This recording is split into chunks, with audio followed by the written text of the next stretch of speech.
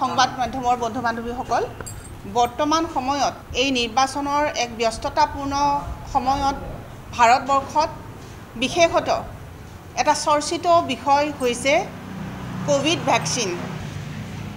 Covid ভ্যাকচিনক লৈ বিভিন্ন ধৰণৰ খবৰ ইতিমধ্যে গোটেই ভাৰতবৰ্ষত এটা তোলপাৰৰ নিচিনা পৰিৱেশ সৃষ্টি কৰিছে। যিটো সময়ত আমি আজিৰ পৰা 2টা বছৰ আগতে এক সন্ত্ৰাসিত সময় আছিল, সেই সন্ত্ৰাসিত সময়খিনি কি জানি আকৌ যেন আমাৰ মাজলৈ ঘূৰি আহিছে, আমি তেনেকুৱা অনুভৱ কৰিছোঁ। এতিয়া কথা হ'ল কি যে যিটো সময়ত কোভিড নামৰ এই বেমাৰবিধে গোটেই পৃথিৱীক চানি ধৰিছিল, সেইটো সময়ত ভাৰতবৰ্ষতো এই বেমাৰটোৰ প্ৰাদুৰ্ভাৱ ঘটিছিলে আৰু সেই সময়ত প্ৰায় 88% মানুহে 88% মানুহে ভাৰতবৰ্ষত কোভিড ভ্যাকচিন লৈছিল আৰু প্ৰায় 95% সক্ষম ব্যক্তি যিসকলে কোভিড ল'বৰ কাৰণে সক্ষম শাৰীৰিকভাৱে সেই সকল লোককো কোভিড ভ্যাকচিন দিয়া হৈছিল। কথাটো যদি ইমানতে শেষ হ'লহেঁতেন তেনেহ'লে ক'বলগীয়া আমাৰ একোৱেই নাছিলে। কিন্তু আজি এই পৰিস্থিতিত আমি দেখিবলৈ পাইছোঁ যে বিভিন্ন খবৰ আমি শুনিবলৈ পাইছোঁ যে যি ভ্যাকচিন আমাৰ গাত প্ৰয়োগ কৰা হৈছিল সেই ভ্যাকচিনৰ ফলত বহু মানুহৰ বহু বিসংগতিয়ে দেখা দিয়া বুলি আমি সংবাদ মাধ্যম যোগে শুনিবলৈ পাইছোঁ। আৰু তাৰ ফলত আজি মানুহৰ মাজত পুনৰাই আকৌ ত্ৰাসৰ সৃষ্টি হৈছে। হয়তো এনেকুৱা এটা পৰিস্থিতি আকৌ আহিব পাৰে যে এই মানুহখিনি এতিয়া ভয়ত হয়তো আকৌ বেলেগ ধৰণে কোনোবা মৃত্যু মুখত পৰিব পাৰে, যে কোভিড ভ্যাকচিনটো লোৱাৰ ফলত বিভিন্ন ধৰণৰ শাৰীৰিক বিসংগতি, শৰীৰৰ বিভিন্ন ৰোগ, এই ধৰণৰ ৰোগৰ আবিৰ্ভাৱ হৈ থকা বুলি বৰ্তমান চৰ্চিত হৈছে। কিন্তু আজি এই ভ্যাকচিনটোৰ যি ক্ৰিয়া বা প্ৰতিক্ৰিয়া, এই বিষয়ত যি মানুহৰ মাজত এটা ত্ৰাসৰ সৃষ্টি হৈছে, এই ক্ষেত্ৰত আমাৰ নৰেন্দ্ৰ মোদী ডাঙৰীয়াৰ যিখন চৰকাৰ বিজেপি চৰকাৰে অত্যন্ত এক নীৰৱতা অৱলম্বন কৰিছে।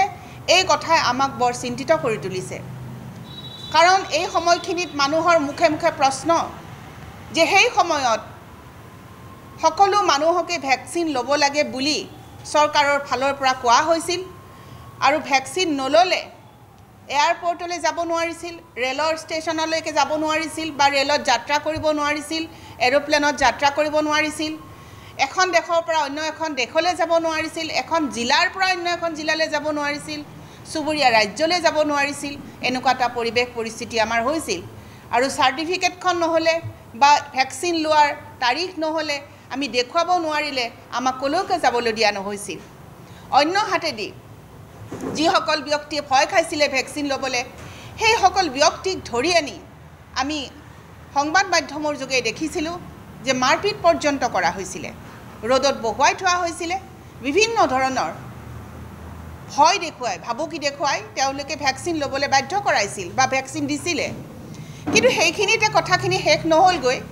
এতিয়া আকৌ নতুন এটা পৰিৱেশ সৃষ্টি হৈছে যে যিবিধ ভ্যাকচিন আমাৰ শৰীৰত প্ৰয়োগ কৰা হ'ল, দুবিধ আছিলে, কোভাক্সিন আৰু কোভিচিল্ড। এই কোভাক্সিন আৰু কোভিচিল্ডক লৈ পেলাই এতিয়া সাংঘাতিক ধৰণে এটা বিতৰ্ক সৃষ্টি হৈছে। এই ক্ষেত্ৰত আমি চৰকাৰৰ পৰা এটা স্পষ্ট তেওঁলোকৰ এটা মতামত বিচাৰিছোঁ যে এই যে কোভিচিল্ডক লৈ যিটো এটা প্ৰচাৰ হৈ আছে, এই প্ৰচাৰটো প্ৰকৃততে বাৰু সত্য নেকি? যদি প্ৰকৃততে সত্য নহয় তেনেহ'লে চৰকাৰে এই বিষয়ত কিয় এতিয়ালৈকে মৌনতা অৱলম্বন কৰিছে? যিটো সময়ত ভ্যাকচিন নলওঁতে চৰকাৰে মানুহক ভ্যাকচিন ল'বলৈ প্ৰধানমন্ত্ৰী নৰেন্দ্ৰ মোদী ডাঙৰীয়াই টেলিভিশ্যনৰ যোগেৰে সমগ্ৰ ভাৰতবাসী ৰাইজক অনুৰোধ জনাইছিলে ভ্যাকচিন ল'বলৈ, কিন্তু আজি যেতিয়া মানুহখিনি ভয় খাইছে তেতিয়া তেওঁলোকে নীৰৱতা অৱলম্বন কৰিছে। ইয়াৰ অন্তৰালত কি কথা আছে সেই কথা আমি আম আদমি পাৰ্টিয়ে এই সংবাদমেলৰ যোগেৰে সমগ্ৰ ভাৰতবাসী, সমগ্ৰ অসমবাসী আমি জানিবলৈ বিচাৰিছোঁ যে প্ৰকৃততে যদি কোভিচিল্ডৰ লগত কিবা তেনেকুৱা ধৰণৰ কথা জড়িত হৈ আছে তেনেহ'লে সেই কথা চৰকাৰৰ তৰফৰ পৰা স্পষ্ট কৰিব লাগে Join BSc Nursing and GNM at St. Martha Institute of Nursing, Guwahati under SM Group of Institutions.